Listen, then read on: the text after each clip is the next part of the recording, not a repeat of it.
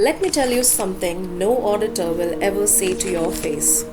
They don't respect your QMS. They respect the paperwork, they respect the format, they respect the certificate on the wall. But your system, they already know whether it's real within the first 15 minutes of the audit. Most organizations think audits fail because of missing documents. Auditors know that's not true. Missing documents are easy to fix. Auditors are trained to look beyond compliance. They don't walk in expecting perfection. They expect some gaps. They expect things not to work exactly as written. What makes them lose respect is disconnect. When the document says one thing and decision says something else. When the QMS looks excellent on paper but has no influence on how the business actually runs. Let's break down 4 reasons why auditors don't respect your QMS. First reason is your QMS has no authority. Risks are identified, but they never influence decisions.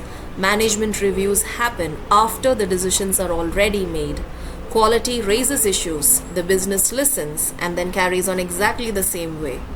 Auditors notice one thing very quickly. Does quality inform decisions, or does it only document them after the fact?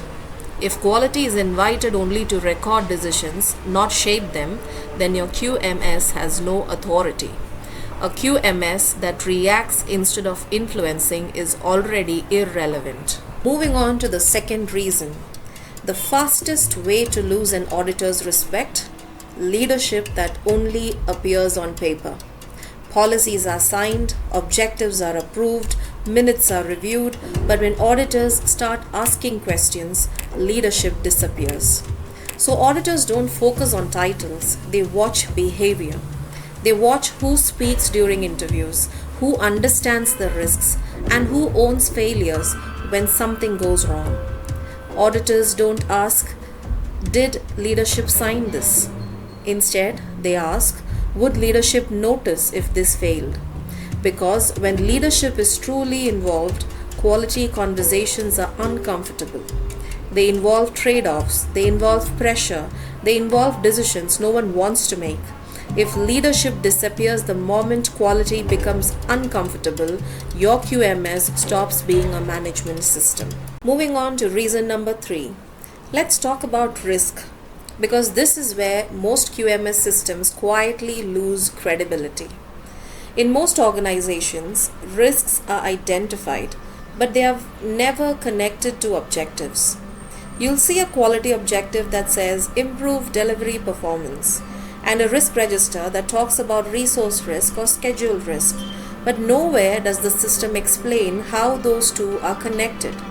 If a risk threatens an objective, that risk should influence planning, but in most audits it doesn't. The second problem is this: there is no evidence that risks lead to action. Risks are listed, reviewed, and reapproved, but nothing actually changes. No process adjustment, no resource decision, no priority shift. When auditors ask, what did you do differently because of this risk, the room goes quiet. And the third issue is the one most organizations never realize. There are no trade-offs. Every risk is marked medium. Every mitigation is monitored. Every decision is business as usual. But real risk management is uncomfortable. It forces trade-offs. Like, do we delay delivery or accept quality risk? Or do we spend money now or accept operational exposure? Or do we protect uptime or push new features? If your QMS never shows these conversations, auditors know the risks were never real. Because real risks leave fingerprints on decisions. And when auditors don't see those fingerprints, they stop taking the risk register seriously. A risk register that doesn't hurt anyone is not risk-based thinking. Here's the fourth and final reason, and it's the most brutal truth. Most QMS work beautifully until something goes wrong. When incidents happen, the QMS usually disappears. Operations handles the fire, management handles the pressure, Quality shows up later to document what already happened. Incident response lives in emails, calls, and panic meetings, not inside the management system. So the QMS doesn't guide recovery, it records it after the damage is done. Then comes the lessons learned meeting. Slides are created, root causes are written, corrective actions are logged, and then nothing changes. The same controls stay weak, the same risks remain open, the same processes continue exactly as before, because the QMS never pulls learning back into planning.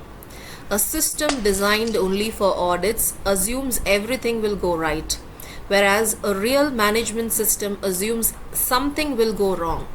Auditors respect systems that survive failure, not systems that pretend failures won't happen. Auditors apply a silent test. They never tell you this.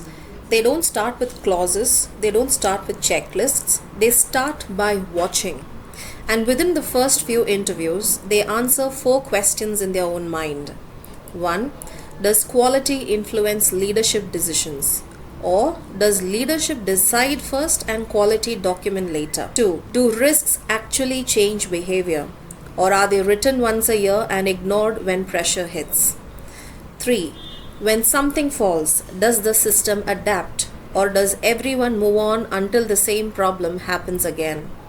And 4th, would this QMS still exist if audits disappeared tomorrow?